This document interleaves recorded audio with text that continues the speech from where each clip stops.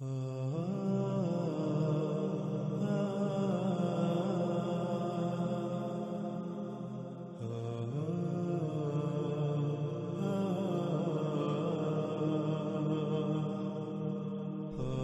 Screen پر آپ کو سورہ الاعراف کی آیت نمبر 123 نظر آ رہی ہے۔ اس آیت میں دیکھیں تو اس میں کیا ہے؟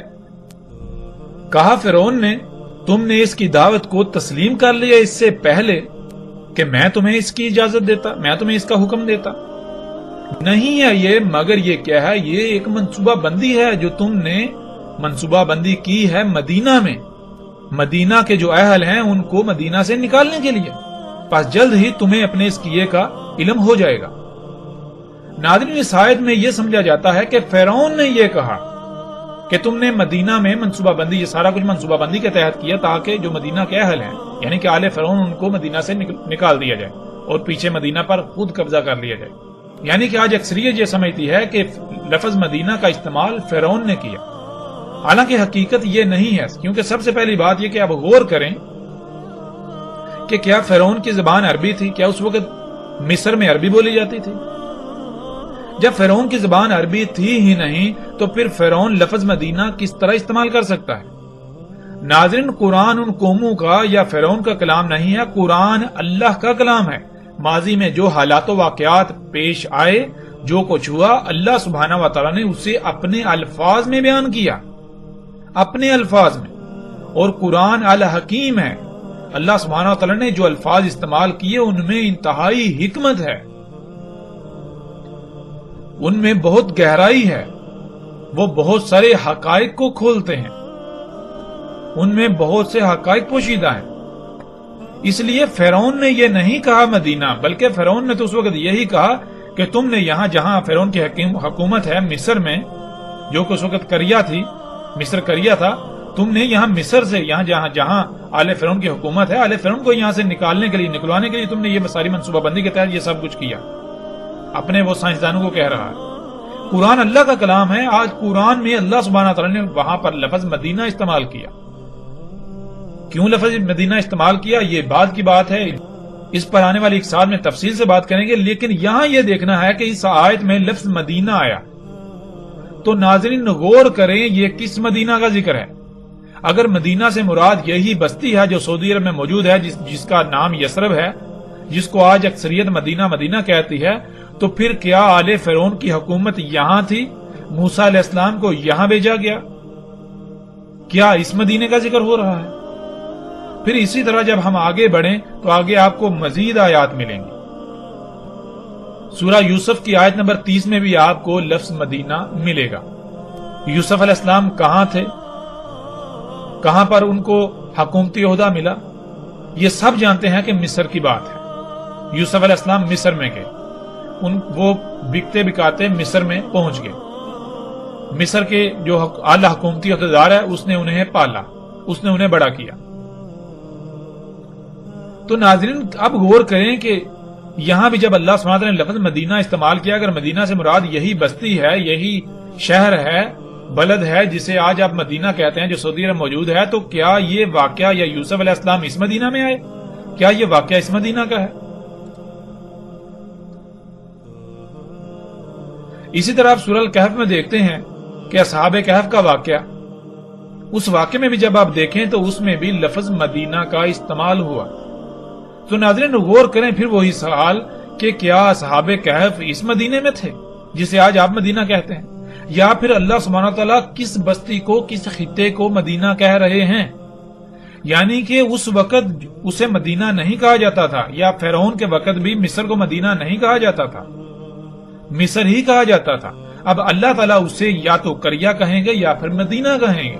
جب تک وہاں فرعون کی حکومت تھی تو تب تک یعنی فرعون جب تک وہاں کا رب تھا تو وہ مدینہ نہیں، وہ کریا ہے۔ پھر جب وہاں رب اللہ کو بنا لیا جاتا ہے، اللہ رب بن جاتا ہے، تو وہ مدینہ کہلائے گا۔ اس لیے اللہ سبحانہ تعالیٰ نے وہاں پر مدینہ لفظ استعمال کیا۔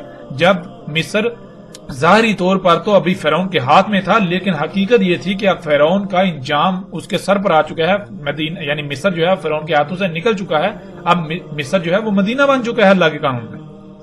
بالکل اس طرح ناظرین غور کریں، قرآن میں باقی جتنے بھی مقامات ہیں ان پر جو مدینہ کا ذکر آیا، ان میں جو مدینہ کا ذکر آیا، کیا وہ اس مدینہ کا ذکر ہے؟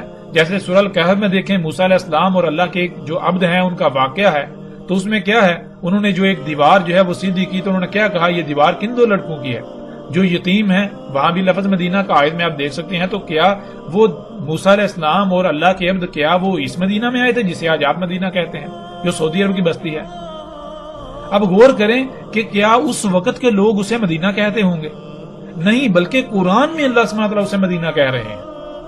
وہ بستی جو ہے وہ کسی اور نام سے جانی پہچانی جاتی تھی۔ جیسے مثال کے طور پر آج آپ مختلف نام استعمال کرتے ہیں، کابل، کراچی، لاہور، فلاں فلاں، اس طرح جو نام استعمال کرتے ہیں، کل کو جب مثال کے طور پر آپ تصور کریں کہ اگر دنیا، یعنی کہ اگر ساتھ نہ آنی ہو، دنیا آگے اور چلنی ہو، اور امت نے آنا ہو، اور قوم نے آنا ہو، یہ قوم جب ہلاک ہو، یہ امت جب ختم ہو، تو آگے آنے والی قوم کو جب اللہ تعالیٰ ہدایات دیں تو اللہ تعالیٰ کیا بتائیں گے؟ کیا اللہ تعالیٰ یہ کہیں گے کابل میں ایسا ہوا تھا؟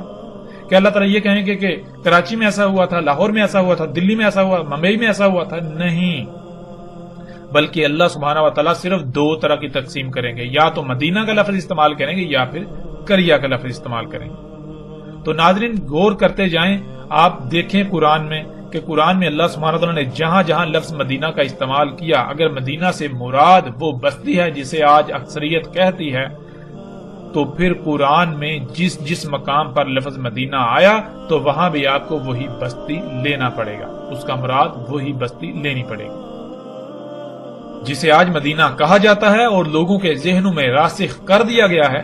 حقیقت یہ ہے کہ وہ آج ام القریہ ہے، ام القریہ میں سے ایک قریہ ہے، یعنی ایسی بستی جہاں اللہ کا دین قائم نہیں ہے، جہاں فطرت نہیں بلکہ فطرت کی ضد ہے، اللہ کی مخلوقات تبدیل شدہ ہے، تمام کی تمام تبدیل شدہ مخلوقات ہیں، اللہ کی مخلوقات نہیں ہے، جہاں دجال دندناتا پھر رہا ہے۔ اور ظاہر ہے ناظرین غور کریں، جہاں فطرت ہوگی وہاں دجال کیسے آ سکتا ہے؟ یعنی دجال تو ہے ہی فطرت کی ضد، دجال تو ہیں ہی وہ اشیاء، یعنی کہ انسان ان مخلوقات کو، ان اشیاء کو اپنے لیے فائدہ مند سمجھتا ہے، اپنے لیے مسیحا سمجھتا ہے، جو اللہ کی خلق کردہ نہیں ہے، جو اللہ کے مقابلے پر انسان نے اللہ کے ساتھ شریک بنتے ہوئے اپنے لیے خلق کی، اور انہیں اپنے لیے فائدہ مند سمجھتا ہے، اپنے لیے آسائشیں سہولتیں مسیحا سمجھتا ہے، فائدہ مند سمجھتا ہے۔ لیکن کیا حقیقت یہی ہے؟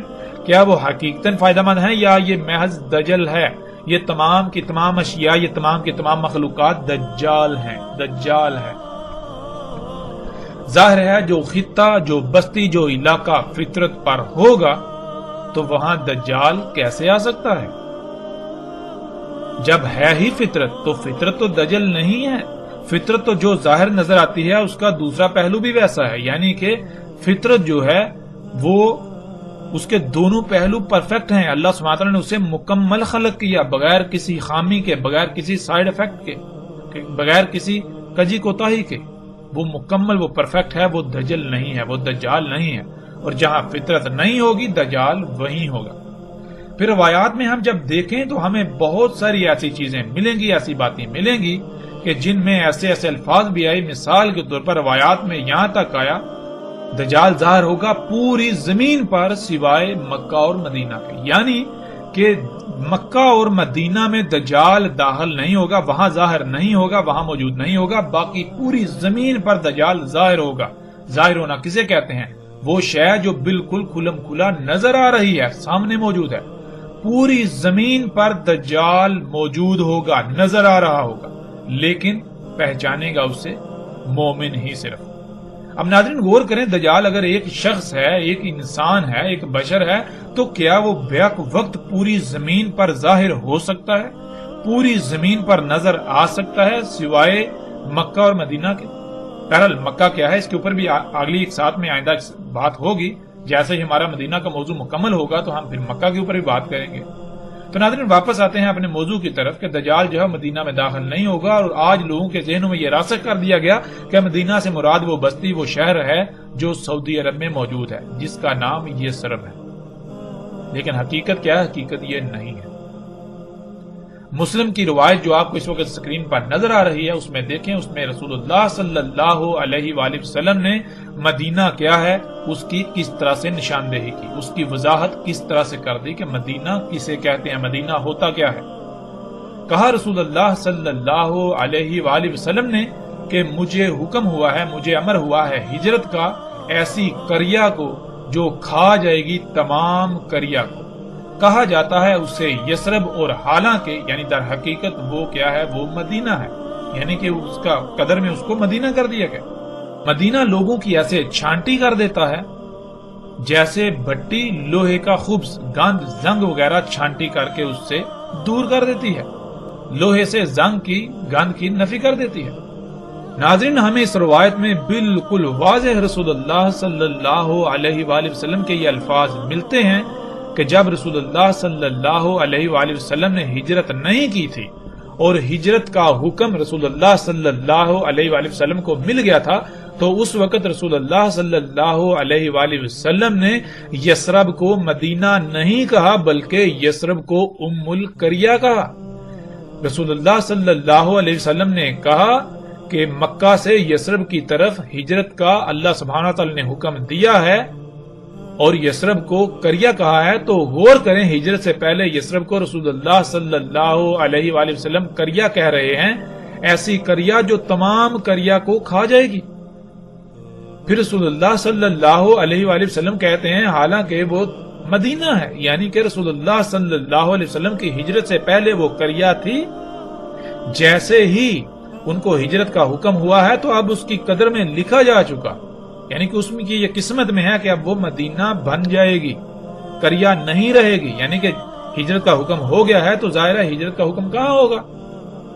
وہ قریہ تھی، ایسی بستی تھی جہاں اللہ کا دین قائم نہیں تھا، جہاں فطرت نہیں تھی، جہاں فطرت میں مداخلت کی جا رہی تھی، اور جب اللہ سبحانہ و تعالیٰ نے رسول اللہ صلی اللہ علیہ وسلم کو ہجرت کا حکم دیا تو اب وہ قریہ نہیں رہے گی بلکہ اب وہاں فطرت قائم ہو جائے گی، اب وہاں فطرت میں تبدیلیاں نہیں کی جائیں گی، مداخلت نہیں کی جائے گی، یوں وہ پھر مدینہ کہلائے گا۔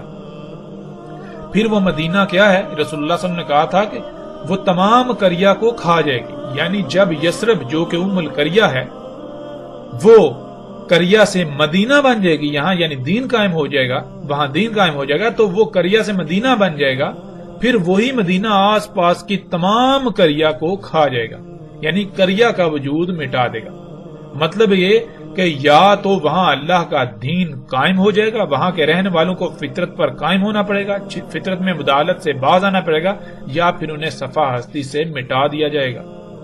یہ تھا اس قریہ کا تمام قریہ کو کھانا۔ اور ناظرین حقیقت دیکھیں، کیا ایسا نہیں ہوا؟ ذرا غور تو کریں، کیا ایسا نہیں ہوا؟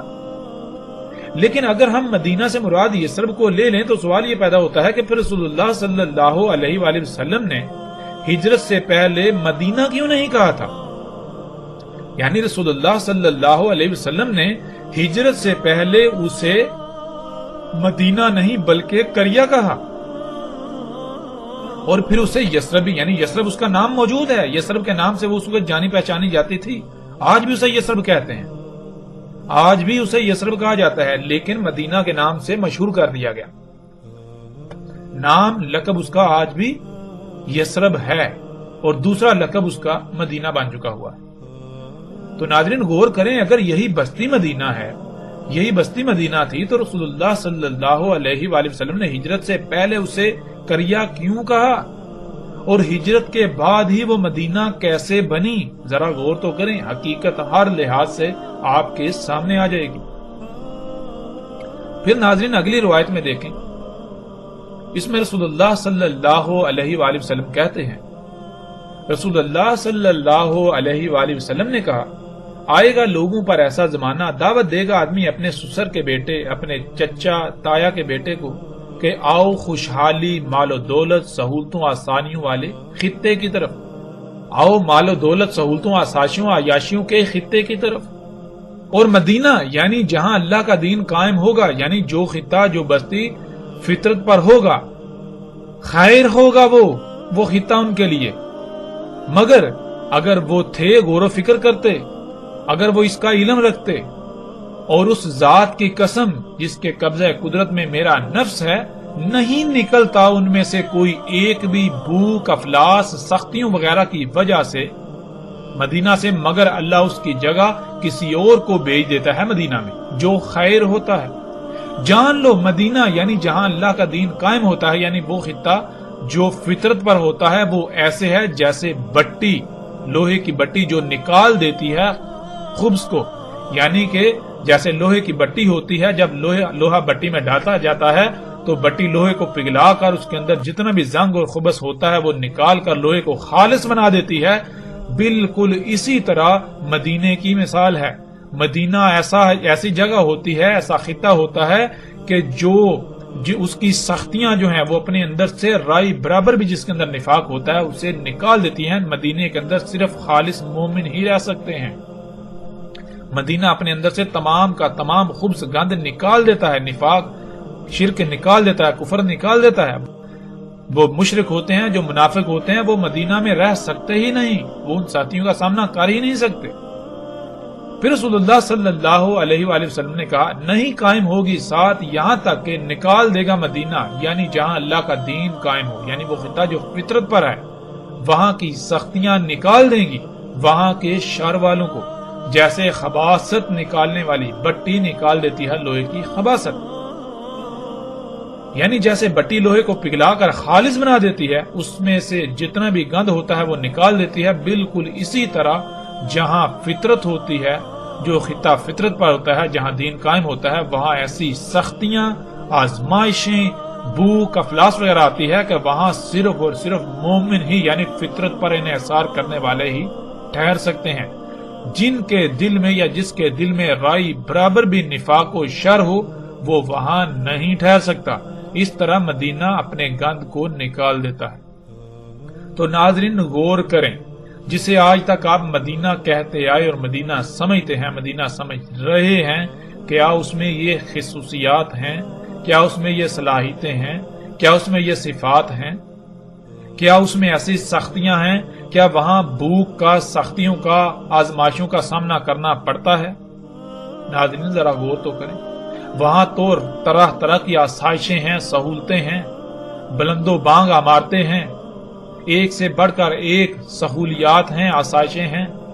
وہاں تو دجال کا حمار دن دناتا پھر رہا ہے، وہاں تو دجال دن دنا رہا ہے، تو وہ کیسے مدینہ ہو سکتا ہے؟ ناظرین ذرا غور تو کریں۔ اس کے برعکس غور کریں، جب دجال آیا، یہ جب آسائشیں، سہولتیں سامنے آئیں، جن کو یہ لوگ جو ہے دجال کو، ان مخلوقات، ان اشیاء کو، یہ انسان کے اپنے ہاتھوں سے خلق کی ہوئی اشیاء کو سہولتوں، آسائشوں کا نام دیتے ہیں، جب اس طرح کے یہ جدید معاشرے وجود میں آئے تو کیسے لوگوں نے ان مقامات کو چھوڑ کر ان مقامات کی طرف ہجرت کی؟ کیسے کی؟ غور تو کریں۔ کیا پوری دنیا سے لوگوں نے ہجرت نہیں کی؟ لوگ یورپ، امریکہ، کینیڈا کی طرف بھاگتے چلے گئے، پھر لوگ جو ہے وہ جو فطرت کے اوپر ہیں، فطرتی مقامات پر تھے جہاں یہ سہولتیں، یہ آسائشیں نہیں ہیں، وہاں سے شہروں کی طرف رخ کیا۔ دنیا میں لوگوں کی ایک بڑی تعداد جو ہے وہ گاؤں میں رہنے کے بجائے شہروں میں رہنے کو ترجیح دیتی ہے۔ کیوں؟ کیونکہ شہروں میں سہولتیں ہیں، آسائشیں ہیں، آسانیاں ہیں، طرح طرح کی موجیں ہیں، عیاشیاں ہیں۔ تو ناظرین غور کریں، آپ اپنی آنکھوں سے یہ سب کچھ ہوتا ہوا نہیں دیکھ رہے، نہیں دیکھا آپ نے؟ ذرا غور تو کریں۔ پھر اسی طرح ناظرین آگے بڑھتے ہیں اور غور کرتے ہیں، مزید روایت ہے، آپ سکرین پر روایت کو دیکھ رہے ہیں۔ رسول اللہ صلی اللہ علیہ وآلہ وسلم نے کہا شام فتح ہوگا، پس نکل جائیں گے مدینہ سے برے لوگ، بری قوم اپنے اہل و عیال کے ساتھ سواریوں کو چلاتے ہوئے۔ پھر یمن فتح ہوگا، پس نکل جائے گی قوم یعنی مدینہ کے برے لوگ مدینہ سے اپنے اہل و عیال کے ساتھ سواریوں کو چلاتے ہوئے۔ پھر عراق فتح ہوگا، پس نکل جائیں گے برے لوگ، بری قوم مدینے سے اپنے اہل و عیال کے ساتھ سواریوں کو چلاتے ہوئے، اور مدینہ خیر تھا ان کے لیے اگر وہ غور و فکر کرتے تو انہیں اس بات کا علم ہوتا۔ اب ناظرین غور کریں، سوال یہ پیدا ہوتا ہے کہ رسول اللہ صلی اللہ علیہ وآلہ وسلم یہ کہہ رہے ہیں کہ شام فتح ہوگا تو لوگ جو برے لوگ ہیں وہ مدینہ سے نکل جائیں گے اپنے اہل و عیال کے ساتھ۔ پھر یمن فتح ہوگا تو لوگ مدینے سے نکلیں گے، برے لوگ اپنے اہل و عیال کے ساتھ۔ پھر عراق فتح ہوگا تو لوگ مدینے سے نکلیں گے، برے اپنے اہل و عیال کے ساتھ۔ ناظرین غور تو کریں، کیا ایسا ممکن ہے؟ یعنی کہ اگر مدینے سے مراد یہی بستی ہے جسے آج مدینہ کہا جاتا ہے، سعودی عرب کا جو یثرب ہے، تو ناظرین تصور کریں فتح شام ہو رہا ہے تو لوگ اس مدینے سے کیوں نکلیں گے؟ پھر فتح جو ہے وہ یمن ہو رہا ہے تو لوگ اس مدینے سے کیوں نکلیں گے؟ فتح عراق ہو رہا ہے تو لوگ اس مدینے سے کیوں نکلیں گے؟ ناظرین ذرا غور کریں، کیا اس بات کا جواب کسی کے پاس ہے؟ یعنی کہ زلزلہ امریکہ میں آ رہا ہے اور نقصان پاکستان میں ہو رہا ہے، جنگ شام میں ہو رہی ہے اور لوگ پاکستان میں مر رہے ہیں۔ ناظرین کیا ایسا ممکن ہے؟ زلزلہ آسٹریلیا میں آئے، دنیا کے ایک کونے میں آئے، اور زلزلے سے نقصان کہاں ہو رہا ہے؟ جی پاکستان میں ہو رہا ہے۔ کیا ایسا ممکن ہے؟ ناظرین غور تو کریں، اس کا جواب بالکل واضح ہے۔ جیسے رسول اللہ صلی اللہ علیہ وآلہ وسلم نے کہا تھا، ہجرت سے پہلے یثرب کو کریا کہا، ہجرت کے بعد وہ مدینہ بن گئی۔ بالکل اسی طرح شام فتح ہوگا تو ناظرین شام فتح کن کے ہاتھوں ہوگا؟ غور تو کریں، کن کے ہاتھوں شام کے فتح ہونے کی بشارت رسول اللہ صلی اللہ علیہ وسلم نے دی تھی؟ رسول اللہ صلی اللہ علیہ وسلم نے تو مومنوں کو کہا تھا کہ تم جو ہے وہ شام پر چڑھائی کرو گے تو اسے فتح کر دو گے، یعنی کہ شام فتح سے پہلے، مومنوں کے ہاتھ آنے سے پہلے کریا ہوگی۔ شام پہلے کریا تھا، رسول اللہ صلی اللہ علیہ وآلہ وسلم کی موجودگی میں شام کریا تھا، یمن کریا تھا، عراق کریا تھا۔ تو جب مومن اسے فتح کریں گے تو وہاں فطرت قائم ہوگی، یعنی وہ پھر کریا نہیں رہے گا، شام مدینہ بن جائے گا۔ جب شام مدینہ بنے گا تو مدینے میں یعنی پہ فطرت کے اوپر قائم ہونا آسان تو نہیں ہے۔ جو لوگ خواہشات کی اتباع کرتے ہیں پھر ان کی خواہشات کیسے پوری ہوں گی؟ وہ کیسے سختیوں کا سامنا کرنا پڑیں گے؟ ظاہر ہے پھر تو وہ ان علاقوں کی طرف ہجرت کریں گے جہاں ان کی خواہشات پوری ہوں، جہاں ان کو آسائشیں مل سکیں، ان کو سہولتیں مل سکیں، جہاں وہ اپنی خواہشات کے مطابق زندگی گزار سکیں۔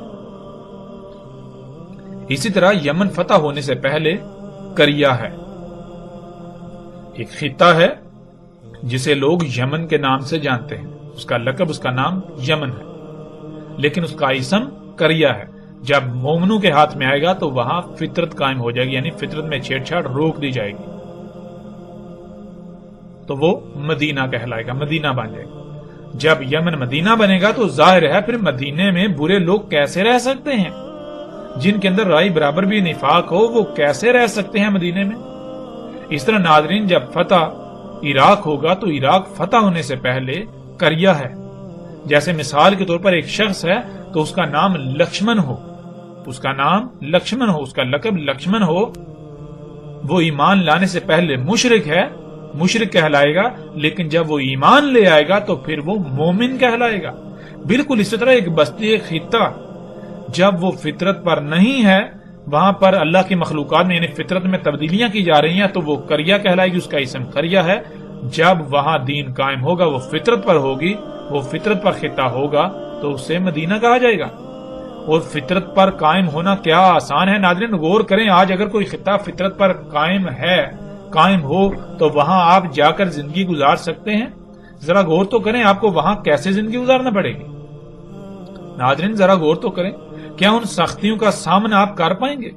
ظاہر ہے ان سختیوں کا سامنا صرف اور صرف وہی لوگ کر پائیں گے جو خالص اللہ کے غلام ہوں گے۔ ان کو علم ہے کہ ہم نے اللہ کے ساتھ ایک رائے برابر بھی شرک نہیں کرنا۔ شرک کیا ہے؟ یعنی کہ اللہ ہمارا رب ہے، اس نے ہمیں خلق کیا، ہماری ضروریات اسی نے جیسی ضروریات خلق کی ہم ویسے ہی استعمال کریں گے، ویسی ضروریات سے اپنی زندگی گزاریں گے۔ اب ہم اس کے ساتھ شرک نہیں کریں گے، یعنی کہ کسی اور کی ضروریات کو استعمال نہیں کریں گے، اس کے مقام پر کسی اور کو نہیں لائیں گے۔ تو ناظرین غور کریں، حقیقت ہر لحاظ سے بالکل آپ کے سامنے ہے۔ اس روایت کو جب آپ پڑھیں، اپنے سامنے رکھیں تو کئی سوالات پیدا ہوتے ہیں، جن میں سب سے پہلا سوال یہ ہے کہ فتح شام ہو رہا ہے اور لوگ مدینے سے نکل رہے ہیں جو کہ برے لوگ ہیں۔ پھر فتح یمن ہو رہا ہے تو مدینے سے برے لوگ نکل رہے ہیں۔ پھر فتح عراق ہو رہا ہے تو مدینے سے برے نکل رہے ہیں۔ ایسا کیسے ہو سکتا ہے؟ یعنی اگر مدینہ سے مراد حجاز جسے آج سعودی عرب کہا جاتا ہے، اس کی بستی یثرب ہے جسے آج مدینہ کہا جاتا ہے، تو پھر یہ بات عقل میں نہیں آ سکتی اور نہیں آئے گی۔ بالکل ایسی ہی بات کہ آپ کہیں کہ بھوک مجھے لگی ہے اور کھانا میرے ہمسائے نے کھایا، زلزلہ مشرق میں آیا اور اس زلزلے کی وجہ سے نقصان مغرب میں ہوا۔ متاثر مغرب کے لوگ ہوئے، یہ کیسے ممکن ہے؟ حالانکہ رسول اللہ صلی اللہ علیہ وآلہ وسلم نے بہت ہی لاجواب خبر دی تھی جو آج ہم اپنی آنکھوں سے دیکھ رہے ہیں۔ ناظرین، مدینہ کیا ہے؟ رسول اللہ صلی اللہ علیہ وآلہ وسلم نے خود اس کی کھول کھول کر وضاحت کر دی۔ اس کے علاوہ قرآن میں اللہ سبحانہ و تعالیٰ نے بھی مدینہ کی کھول کھول کر ہر لحاظ سے وضاحت کر دی۔ اب حقائق اتنے کھل جانے کے باوجود بھی اگر لوگ اپنی ضد پر قائم رہیں گے، اگر سب کچھ کھل کر سامنے آ جانے کے باوجود بھی وہ اپنی آنکھیں بند کریں گے، وہ اندھے بنے رہیں گے، تو پھر ایسا کرنے والے جان لیں کہ وہ نقصان صرف اور صرف اپنا ہی کریں گے۔ ان قریب انہیں اس کا علم ہو جائے گا، وہ اپنی آنکھوں سے حقیقت کو دیکھ لیں گے۔ وہ وقت بالکل سر پر آ چکا ہے کہ حقیقت ہر لحاظ سے سامنے لے آئی جائے گی۔ وہ وقت جب آنکھیں پھٹی کی پھٹی رہ جائیں گی۔ فیصلہ آپ کے اختیار میں ہے کہ آیا آپ اپنی آنکھوں کو بند کر کے بندر کی طرح ان مولیوں کے پیچھے چلتے ہیں، یا پھر آپ غور و فکر کرتے ہیں۔ اللہ سبحانہ و تعالیٰ نے قرآن میں بار بار غور و فکر کا کہا، بار بار غور و فکر کا کہا۔ جو غور و فکر نہیں کرتے، اللہ سبحانہ و تعالیٰ نے انہیں قرادہ بندر قرار دیا۔ اور جو لوگ ماضی میں اگر کوئی غلطی ہوتی ہے اس میں غور و فکر کر کے اس غلطی کو دور نہیں کرتے، اسی غلطی کو دوبارہ دہراتے ہیں، اس پر قائم رہتے ہیں، اس پر ڈرتے ہیں، تو اللہ سبحانہ و تعالیٰ نے ایسے لوگوں کو قرآن میں خنزیر کہا، سور کہا۔ اب فیصلہ آپ کے ہاتھ میں ہے کہ آپ اللہ کے قانون میں کس مقام پر کھڑا ہونا پسند کرتے ہیں۔ آپ آنکھیں بند کر کے سور و بندر کی طرح انہی ملاؤں کے پیچھے چلتے ہیں، یا پھر حق کو ہر لحاظ سے کھلنے کے بعد اس کو تسلیم کرتے ہیں، غور و فکر کرتے ہیں۔ فیصلہ آپ کے اپنے ہاتھ میں ہے۔ کئی روایات میں رسول اللہ صلی اللہ علیہ وآلہ وسلم نے اسی وقت کے بارے میں کہا تھا، اس وقت دین پر قائم ہونا ایسے ہی ہوگا جیسے کہ جلتا ہوا انگارہ اپنی مٹھی میں لینا۔ تو ناظرین، آج غور کریں کہ کیا اگر آج آپ فطرت پر قائم ہوتے ہیں تو کیا بالکل ایسی ہی سختیوں کا سامنا نہیں کرنا پڑے گا؟ کیا بالکل آپ کی حالت ایسی ہی نہیں ہوگی جیسے کہ جلتا ہوا انگارہ مٹھی میں جکڑ لیا ہو؟ مدینہ تو حقیقتاً لوہار کی بٹی کی مانند ہوتا ہے۔ جب پوری دنیا دجال کو اپنا رب بنا چکی ہے تو اس وقت اگر کسی خطے میں اللہ کا دین قائم ہوتا ہے یا قائم ہے جو خطہ فطرت پر ہے، تو وہاں کے رہنے والوں کا انجام بالکل ایسا ہی ہوگا کہ جیسے ان کو آگ میں ڈال دیا گیا ہے۔ ان کو انتہائی سخت ترین حالات کا سامنا کرنا پڑے گا، ان کو قحط کا سامنا کرنا پڑے گا، ان کو آگ و بارود کی بارش کا سامنا کرنا پڑے گا، ان کو بھوک و افلاس کا سامنا کرنا پڑے گا، ان کو طرح طرح کی سختیوں آزمائشوں کا سامنا کرنا پڑے گا۔ ایسے وقت میں تو صرف وہی مدینہ میں رہ سکتے ہیں جن میں ایمان ہوگا، جن میں رائے برابر بھی نفاق نہ ہو، کیونکہ وہی صرف اور صرف اللہ پر توکل کرنے والے ہوں گے جن کے اندر نفاق کی رائے بھی نہ ہوگی۔ مدینے کی یہ سختیاں ہر اس کو باہر نکال لیں گی جس کے اندر رائے برابر بھی نفاق ہوگا۔ ناظرین، غور کریں، اپنے گریبان میں جھانکیں کہ آیا کہ آپ حق پر ہیں یا پھر حق کھل جانے کے باوجود آپ آنکھیں بند کر کے اپنا ہی نقصان کرنے پر تلے ہوئے ہیں۔ حقیقت ہر لحاظ سے آپ کے سامنے ہے۔ ناظرین، الحمدللہ ہم نے تفصیل کے ساتھ جان لیا کہ مدینہ سے مراد کیا ہے، یعنی مدینہ عربی میں کسے کہتے ہیں، اور مدینہ میں دجال داخل نہیں ہو سکے گا۔ مدینہ سے مراد سعودی عرب کی بستی یثرب نہیں ہے، بلکہ ہر وہ بستی یا خطہ جہاں دین قائم ہو، یعنی جو فطرت پر ہے۔ اور پھر ظاہر ہے جہاں اللہ کا دین قائم ہوگا، یعنی جو خطہ جو علاقہ فطرت پر ہوگا، تو وہاں ہر شے اللہ سبحانہ تعالیٰ کے حکم سے خلق ہوگی، پروان چڑھے گی، وہاں کوئی بیماری نہیں ہوگی، کوئی فساد نہیں ہوگا، کوئی خرابی نہیں ہوگی۔ یہ سب خامیاں خرابیاں وہی ہوں گی جہاں دجال ہوگا، یعنی جہاں غیر اللہ ہوگا، جہاں غیر اللہ کی خلق ہوگی۔ ناظرین، حق اس قدر کھل جانے کے باوجود بھی اگر یہ تسلیم کر لیا جائے کہ مدینہ سے مراد یثرب ہی ہے، سعودی عرب کی بستی جسے آج مدینہ کہا جاتا ہے، کہ وہاں دجال داخل نہیں ہو سکے گا، تو پھر سوال یہ پیدا ہوتا ہے کہ مسند احمد اور مستدرک الحاکم میں روایت موجود ہے جس میں رسول اللہ صلی اللہ علیہ وآلہ وسلم نے کہا تھا کہ دجال احد پہاڑ پر چڑھے گا، دجال احد پہاڑ پر چڑھے گا اور اپنے اصحاب سے کہے گا کہ یہ سفید محل دیکھ رہے ہو، یہ احمد کی مسجد ہے، اور اس کے بعد دجال مدینہ کی طرف آئے گا، لیکن مدینہ کے ابواب پر ملائکہ کا پہرا پائے گا۔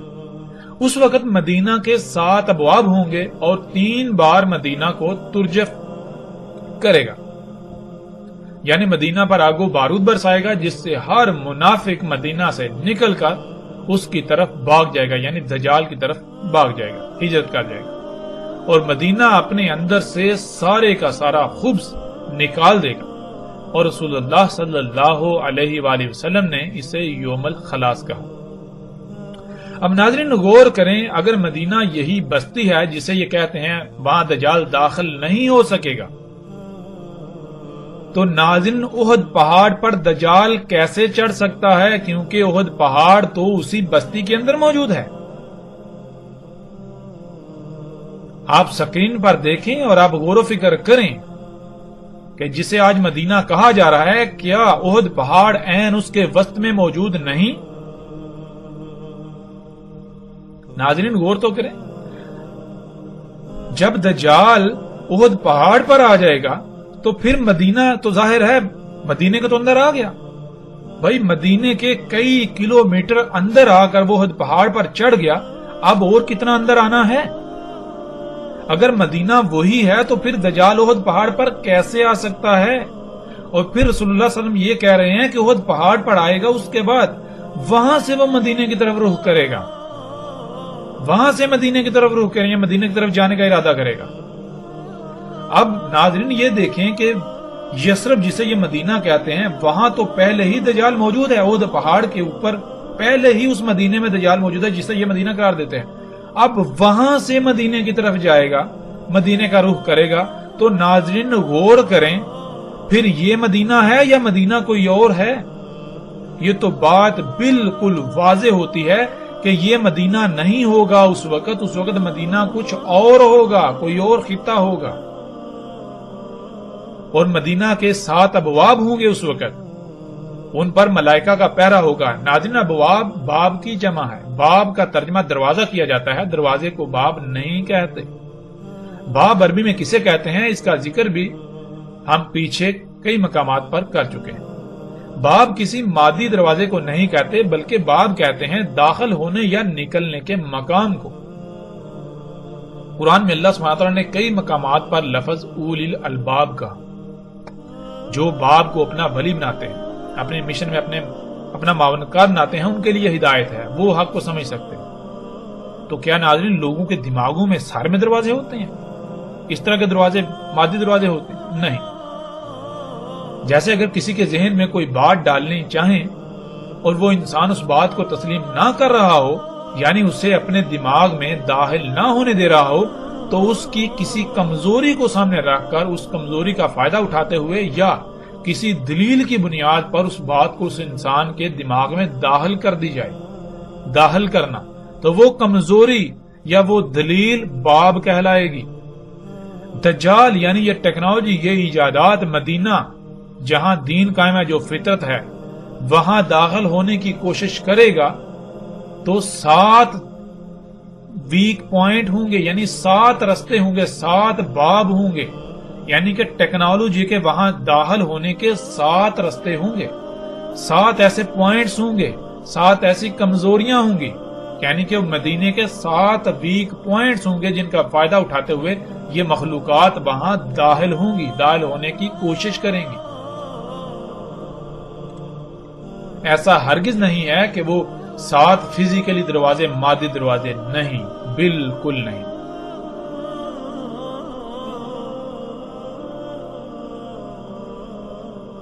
جو بھی خطہ، جو بستی ایسی ہوگی جو فطرت پر ہوگی، وہاں یہ ٹیکنالوجی، یہ ایجادات داخل ہونے کے لیے 7 ویک پوائنٹس ہوں گے جن کے ذریعے سے داخل ہونے کی کوشش کریں گی، لیکن اللہ سبحانہ و تعالی مدینہ کی اپنے ملائکہ کے ذریعے حفاظت کریں گے۔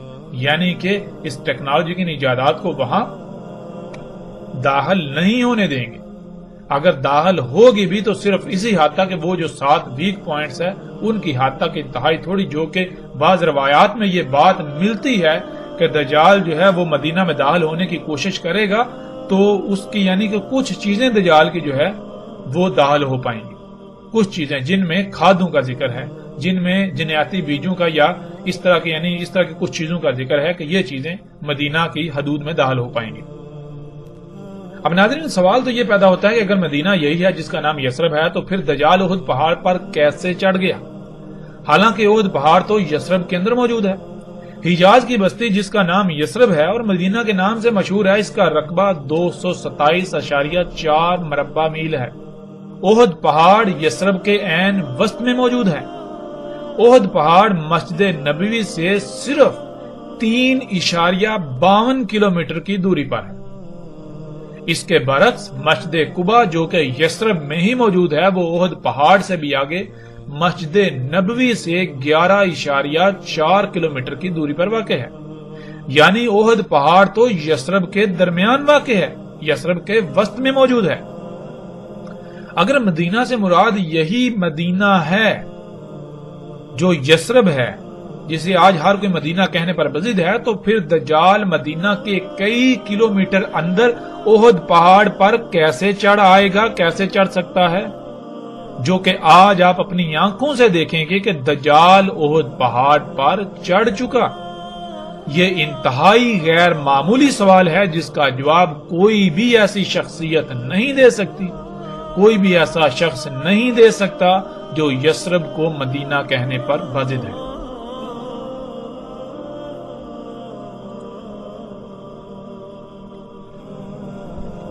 ناظرین جیسے جیسے ہم آگے بڑھیں گے تو آگے ایسی روایات بھی آئیں گی جن میں رسول اللہ صلی اللہ علیہ وآلہ وسلم کے یہ الفاظ ملیں گے کہ رسول اللہ صلی اللہ علیہ وآلہ وسلم نے اس وقت کے بارے میں کہا تھا کہ اس وقت الحجاز سے نکل جانا.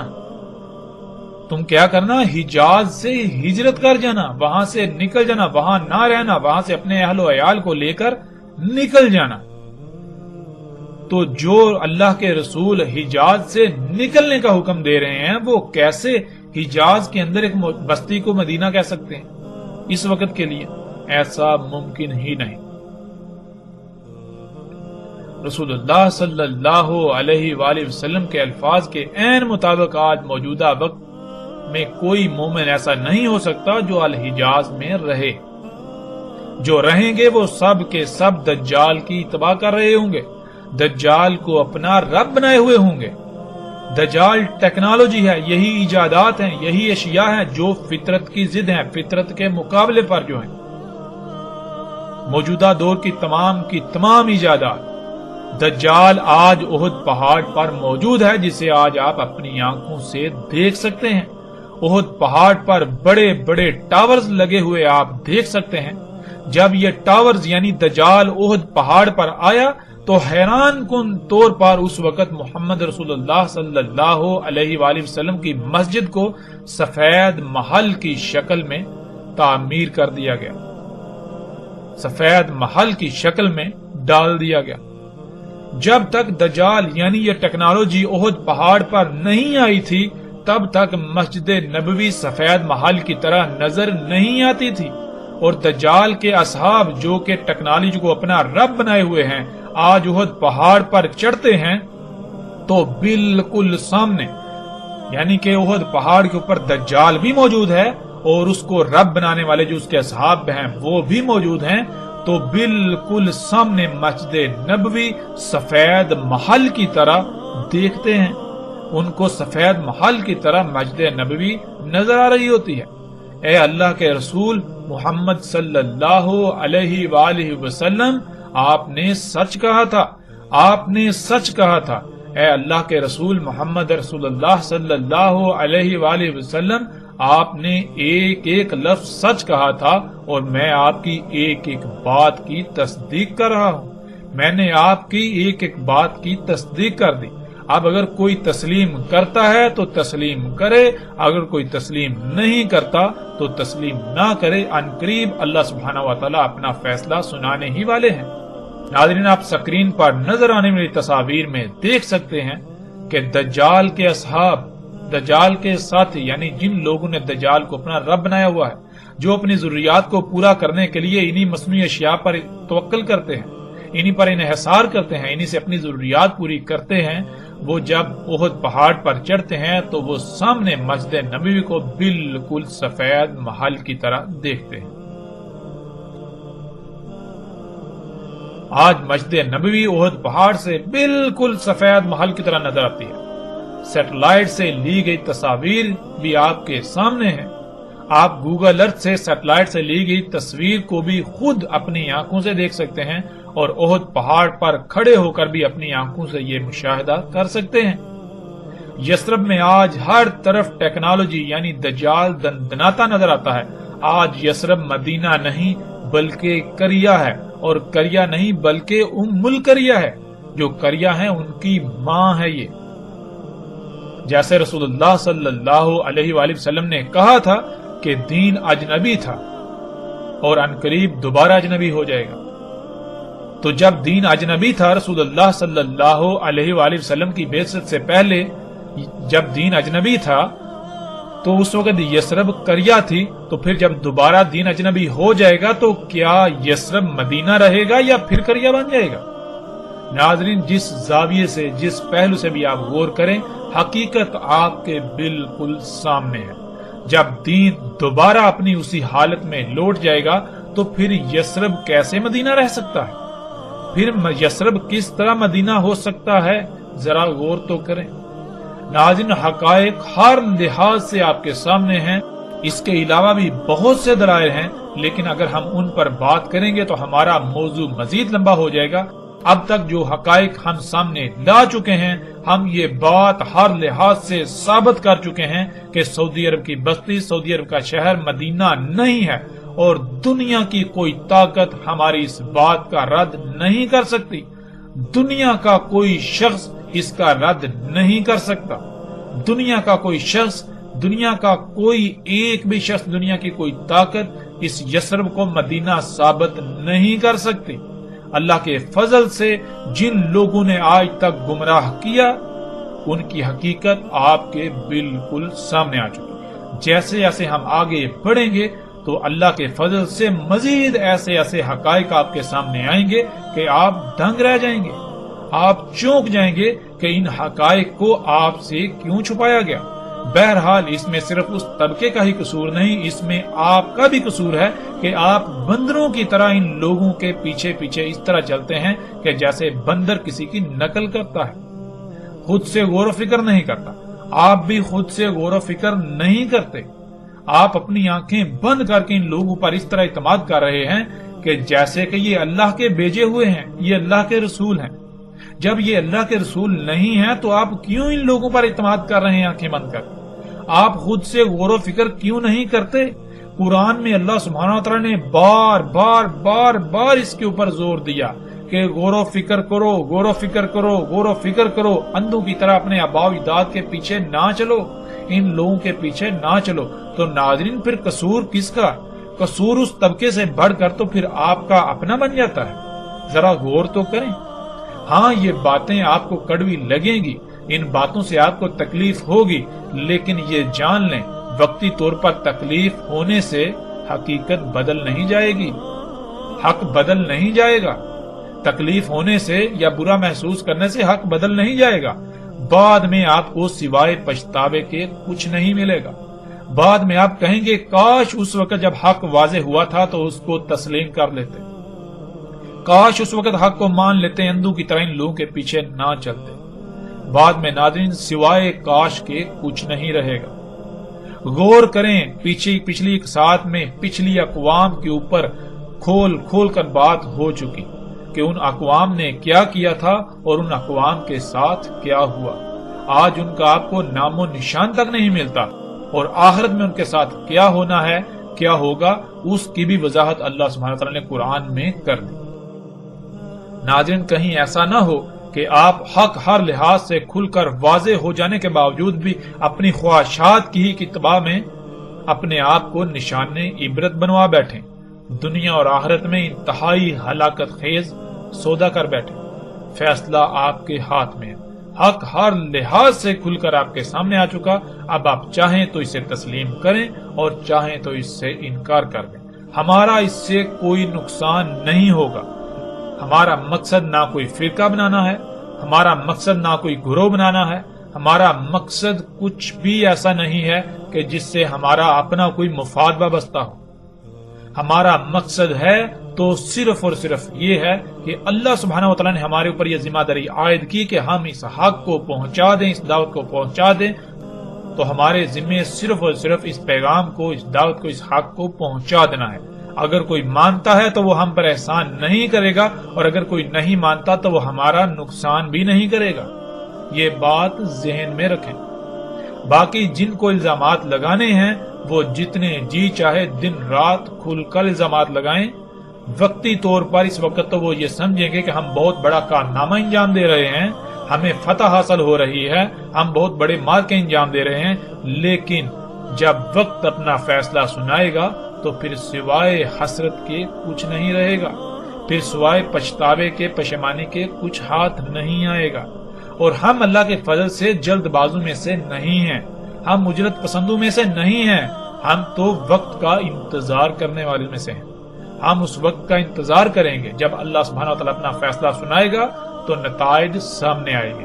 ہم نتائج کی بنیاد پر فیصلہ کرنے والے ہیں، ہم وقتی طور پر حالات و واقعات کو سامنے رکھ کر فیصلہ کرنے والے نہیں ہیں۔ تو فیصلہ آپ کے اپنے ہاتھ میں ہے۔